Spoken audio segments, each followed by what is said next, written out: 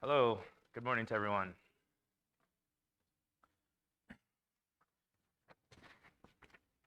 Appreciate the songs today, Charles. Thank you so much for those. And I'll give a shout out to PJ too back there. If you've ever watched NASCAR race and seen the pit crew, imagine a pit crew of just one guy. That's what PJ is today.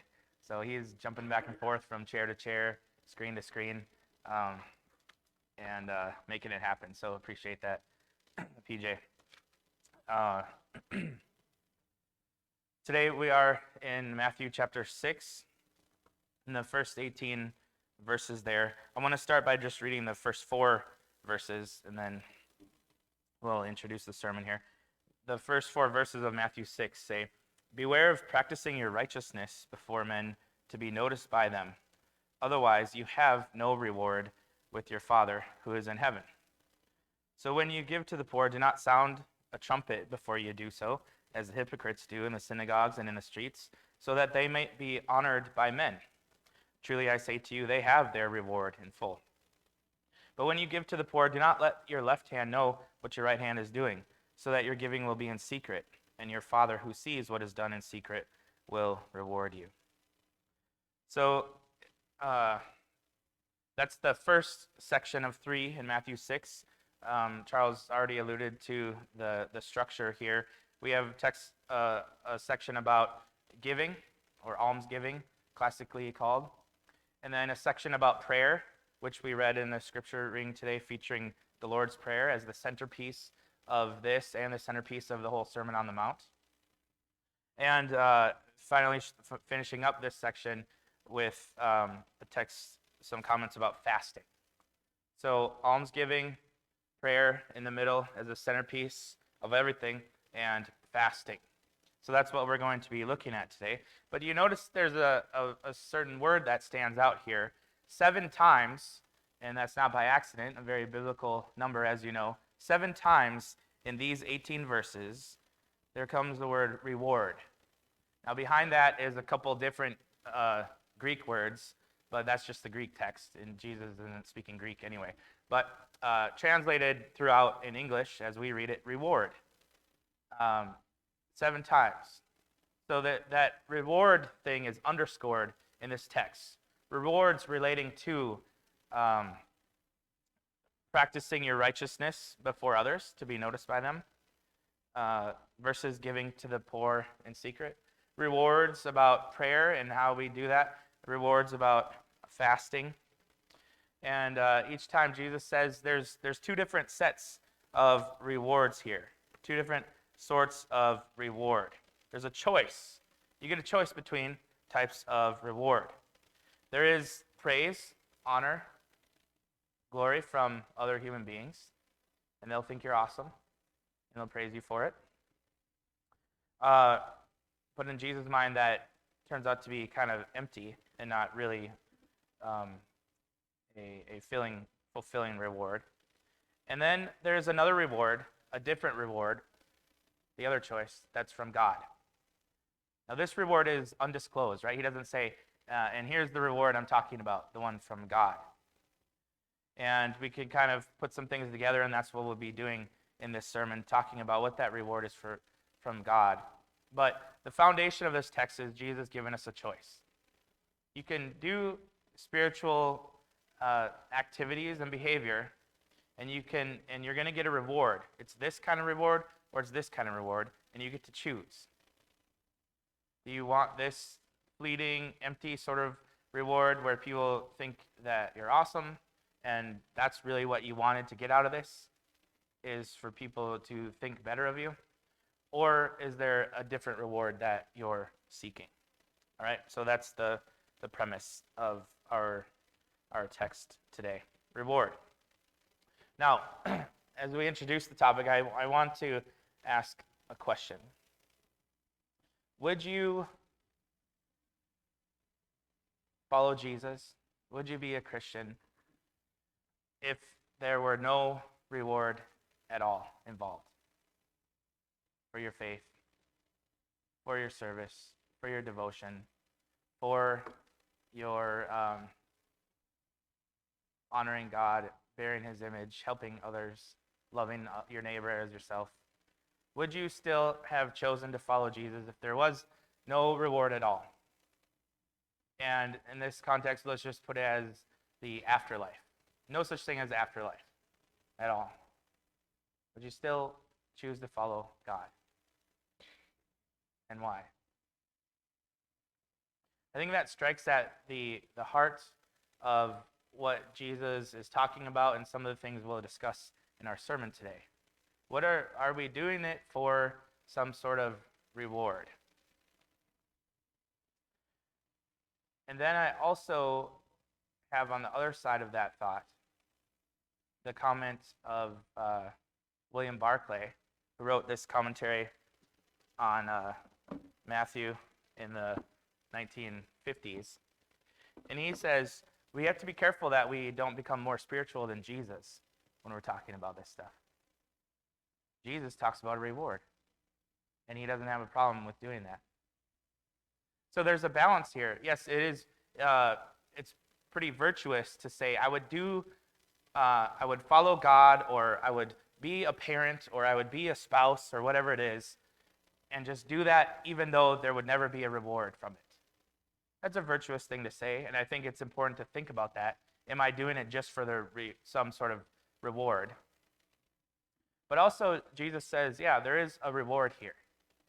And we make sense of that by switching from sort of a legalistic work and pay sort of approach to it and transitioning into a perspective of relationship and love. There's a reward that I get out of being married to Tabitha. She doesn't get one from being married to me. So, but there's a relationship there. There's a reciprocity. There's something very good and fulfilling and satisfying and life-giving, rewarding from being in a relationship with her. Same thing with being a parent. There is something rewarding, and we can't help that because we're human beings, and the reward grows out of the relationships that we're in. They're not arbitrary, as Barclay talks about. It's not the case that if you practice piano, then you will get $1 million. The case is when you practice the piano, you become good at the piano, and that itself is a gift that it gives back to you. You can master the art of the piano, and you can play music, and that music is its own reward. So the arbitrary reward is follow God and get something that's unrelated. But a reward consistent with following God is the relationship itself. And that's the angle we want to take today. The true rewards from God are truly enriching, life-giving rewards. Those are the things that we get out of it, quote unquote.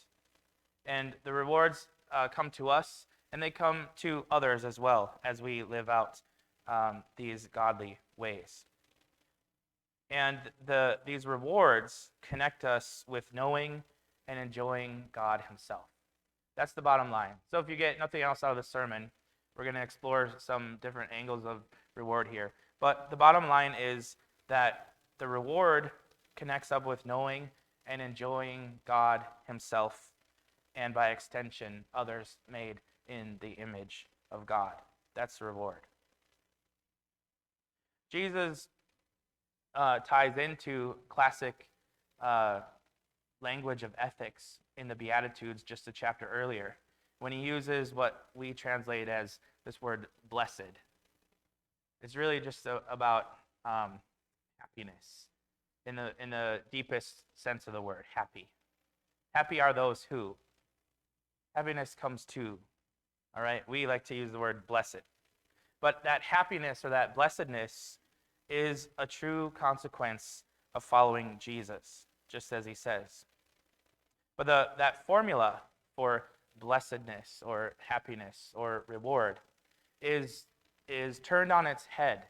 It's the antithesis of classical ethics as the great philosophers that came before Jesus would have suggested, and those that would come after him as well. The happy, the blessed in life, who are those people? Who are the ones that get the reward? They're not those who are the wealthy, according to Jesus, or the mirthful, or the sated, or the popular, or the powerful. True happiness, Jesus says, actually belongs to those who are poor. Those are the blessed ones. What does he mean by that? The reward, the blessing, the happiness belongs to the poor, to those who mourn, to the hungry, to those who are persecuted. Why is that? Is it because we're supposed to glory and enjoy in being in the midst of a famine in some arid desert to have nothing? No, that's not Jesus' goal. That's not why he says that. It is because these are the people, the poor, the ones mourning, the hungry, the persecuted. These are the people who are in a position to receive true riches and true joy, a divine banquet, a divine friendship. One author, first I think it was, says that the time when it is a blessing to be hungry, when you're happy to be hungry, is right before you're about to eat a huge banquet, a huge meal. Right when you're sitting at the table with the table prepared and you're hungry. That's when it's a blessing to be hungry. Jesus doesn't say the blessing is just to live in the arid desert in a famine for your whole life. He says there's a table prepared for you. You're blessed if you're hungry right now, because I'm about to feed you. I'm about to give life and sustenance and health to you. That's why it's a blessing to be hungry. That's why it's a blessing to be poor, because riches are being extended to you. If you understand your poverty, then you will understand how important it is to receive this with joy and delight. So Jesus changes those classic ethics of happiness on its head. It's not the people who already have all the stuff. It's the people who have nothing, who understand their position of need and will rejoice greatly in what it is that Jesus has to offer them. So, what is it that he says?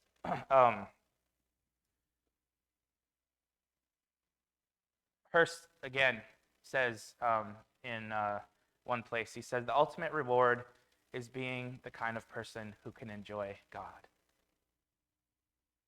I think that's key to understanding what Jesus is talking about here. The ultimate reward that Jesus talks about, says Hurst, is being the kind of person who can enjoy God. And by extension, other people, we could say. Even if we're talking about the afterlife, even if we're talking about heaven, you think that's just some objectively good, enjoyable reward. Well, heaven is just more of what you're already getting on earth, isn't it? If it's not going to be that awesome if you get to heaven and you don't know anyone, really know them, right? If you spent a lifetime not getting to know the people that you're going to hang out with for eternity. Or even worse, if you don't like them. Or even worse, if they're your enemy. What we do here now is the preparation for that. And the afterlife is more of the same. I need to spend my time getting to know someone like Larry. If I'm going to be spending eternity with him.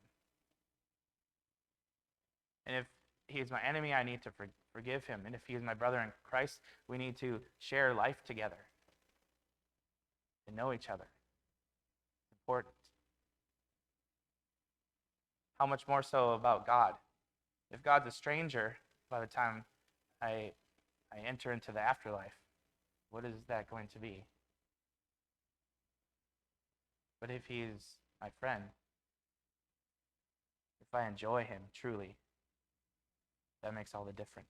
The ultimate reward is being the kind of person who can enjoy God here and now because it becomes more of the same in the afterlife. So, in Barclay, in his commentary on Matthew, goes through 3 categories of reward. All right, we're going from general to more specific, and then we'll get really specific in a second. He says the first kind of reward that we get in this life is simply satisfaction. When you live out the life that Jesus is calling us to live, there is a satisfaction, a contentment that comes with that because we're doing what is good. We're doing what we're created to do. We're honoring and living up to the image of God that we're created in. We're living in obedience to Christ. And that itself is a reward. There's satisfaction in knowing that I'm doing the good in this life, that I'm being the person that I'm supposed to be.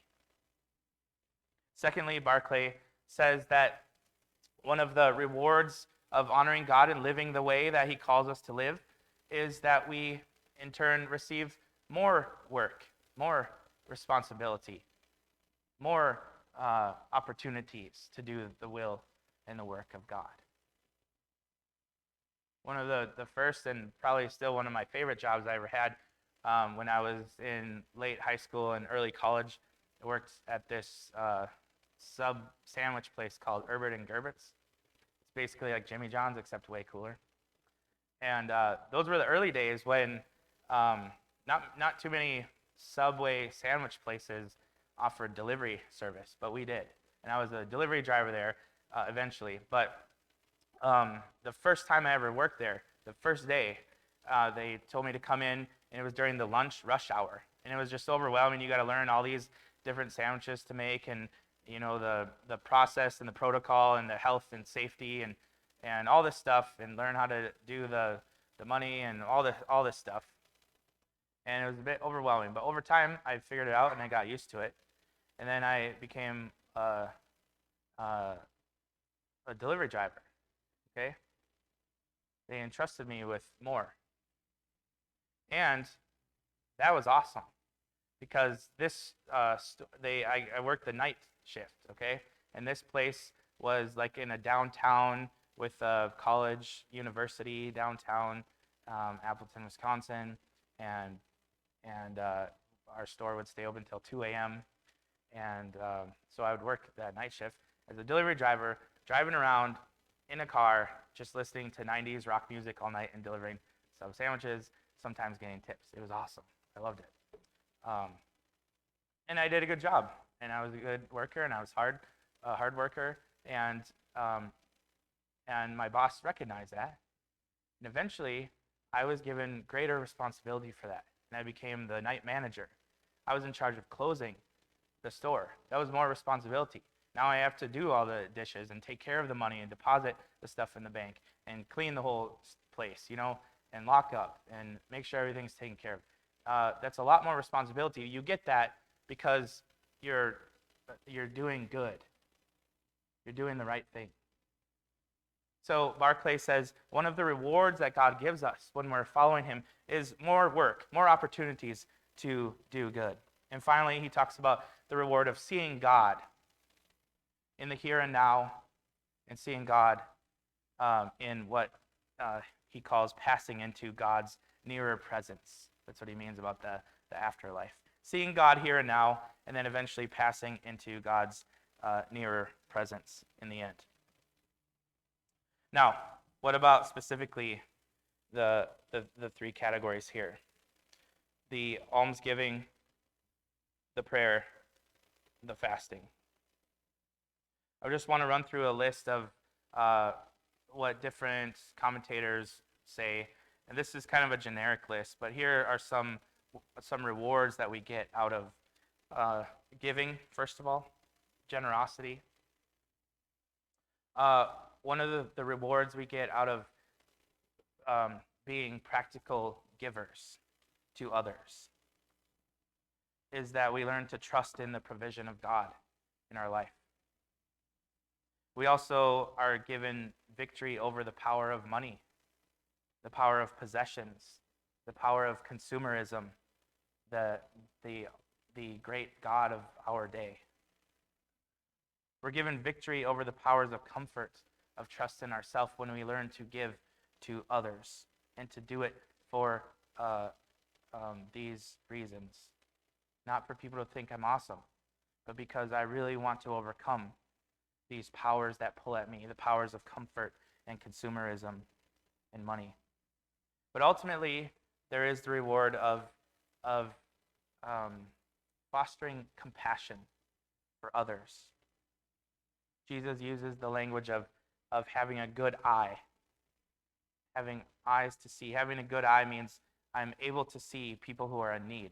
I don't have blinders on, only thinking about myself all the time. I'm looking out for, and I have good vision of those who are in need. I'm willing to help them. We foster that in ourselves. There's a 18th century poet, preacher named George Herbert. William Barclay tells this story of George Herbert, who was on a weekly basis would go and play music with his friends, and they all were play different instruments, and they had like a little orchestra club that they would go to. Well, one day George Herbert was on his way to practice to the music club, really, with his friends, and as he was on his way, he passed a cart that was stuck in the mud and had fallen into the ditch and was stuck in the mud. Okay? So the Barclay talks about how George Herbert laid aside his instrument and went to help the man.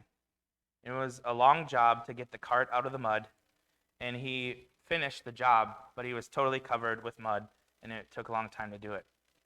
When he finally got to the house where his musician friends were, it was already too late for music. He told them what had detained him on his way, and one of the friends said, "George, you've missed all the music." But George Herbert smiled. He said, "Yes, but I will have songs at midnight." I will have songs at midnight. What does he mean by that? There was a different sort of music that he was playing that day. It was the music of helping someone else. And even when the music of his friends had stopped playing, there's a song that he has in his heart, in his spirit, even in the middle of the night when he's laying on his bed at midnight. That song still plays. The song of knowing that he helped a person in need on that day. So we have that compassion for others, training our eyes to see. What of prayer? What are the rewards of prayer? There is strength and encouragement that we get from prayer, energy for a task at hand in prayer. There's transformation of the heart as a reward of prayer, wisdom for the decisions that we're making, hope for situations. But ultimately, in prayer, we are rewarded with intimacy and friendship with God. When I was 30 years old, and a young minister, knowing that Jesus began his ministry at around 30 years old, I kind of took that to heart, and I said, "Man, I have to take this seriously. I have to really learn how to be a spiritual person. I have to learn how to imitate Jesus as a Christian, as a minister." And so I set out to learn and study and practice the 12 spiritual disciplines over time. And the one I chose first to really pour myself into was the practice of prayer. I know that was the centerpiece, and I wanted to be a man of prayer. I wanted to know what prayer was about. I wanted to know how to do that and to do it well. And more than anything else in my Christian life, that year that I devoted to understanding and learning how to practice prayer in different ways and different methods, we all know how to do extemporaneous prayer. You just say something to God. But I'm saying the discipline of prayer, learning how to do that well. That, more than anything else, changed and shaped my faith, my ministry, my marriage, all that stuff. It made a huge difference. And the thing is, I didn't stick with that all the way through.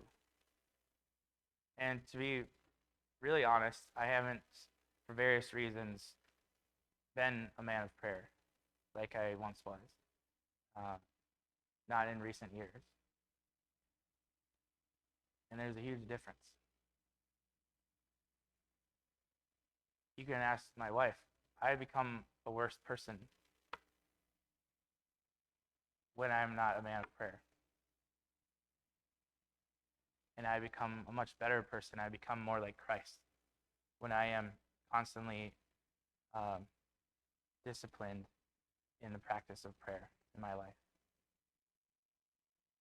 This season of Lent is a time for people like me to take an opportunity to say, I need to get back on track. I want to become or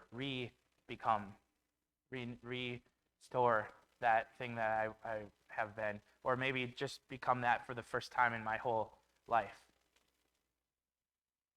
There's tons of resources out there online. I have tons of stuff in my library. If anyone's wanting to enter into and really take seriously that life of prayer, I'm telling you, it makes all the difference. And it makes a huge difference the other way too, when we start backing away from that life.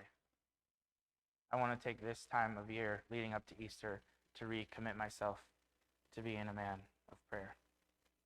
And I encourage you to maybe commit or recommit to that as well. Fasting. Arthur Wallace has one of the more classic books on that, published in the 1960s, God's Chosen Fast. And he goes through the middle section of his book is about different reasons why, different types of rewards for fasting. Number one, he talks about using the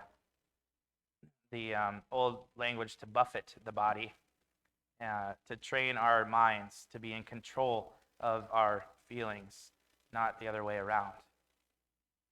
Not the other way around. To break the cycles of addiction, to overcome the flesh. That's one of the things, one of the rewards that fasting gives us. This is a classic season for people to be practicing fasting. Christians all around the world are doing that, and we probably have people in this room that are doing that as well. Fasting, one of the rewards of fasting is revelation, Wallace says. Inspiration, insight, direction, guidance from God. There's deliverance.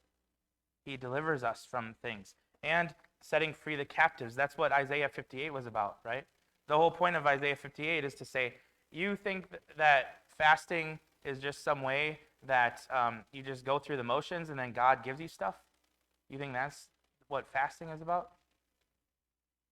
And the people are like, how come God's not saving us and taking care of us? We're doing these fastings. And Isaiah is like, yeah, you have the totally wrong heart when you're doing this fasting.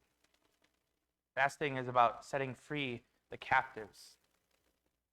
We read the text in Isaiah 58. The light comes to those who see fasting as an opportunity to help others. And in fact, classically, as Christians have practiced fasting over the centuries of Christianity, this text in Isaiah 58 has been connected to it.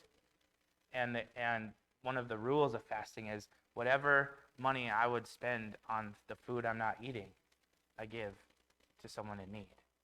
They see the connection there between the two. Fasting is classically in Scripture to affect God, to change his mind on something, to be heard on high. Of course, for personal sanctification, there's much more we can talk about when it comes to fasting. But in reality, all three of these are connected, aren't they? That giving is really a form of fasting, according to Isaiah 58. And fasting is really a form of prayer. And prayer is at the center of this text and at the center of our practice as Christians. So really, these are three forms of prayer. Giving to those in need, fasting,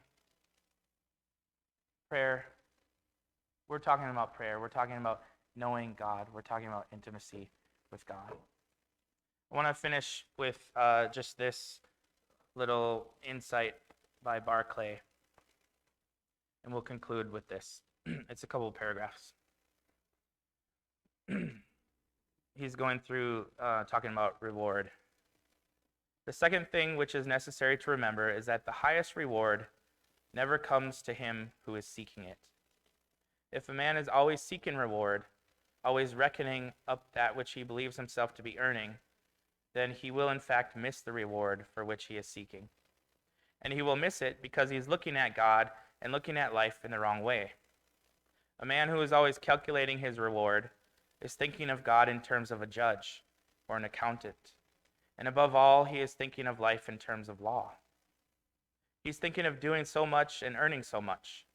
He's thinking of life in terms of a credit and a debit balance sheet. He's thinking of presenting an account to God and of saying, I've done so much, now I claim my reward. The basic mistake of this point of view is that it thinks of life in terms of law instead of love. If we love a person deeply and passionately, humbly and selflessly, we will be quite sure that if we give that person all we have to give, we will still be in default. That if we give that person the sun, the moon, the stars, we will still be in debt. He who is in love is always in debt. The last thing that enters his mind is that he has earned a reward. If a man has a legal view of life, he may think constantly in terms of reward that he has won. If a man has a loving view of life, the idea of reward will never enter his mind. The great paradox of Christian reward is this: the person who looks for reward, who calculates that it is due to him, does not receive it. The person whose only motive is love, who never thinks that he has deserved any reward, does in fact receive it. The strange fact is that reward is at one and the same time the byproduct and the ultimate end of the Christian life. Let's stand and sing.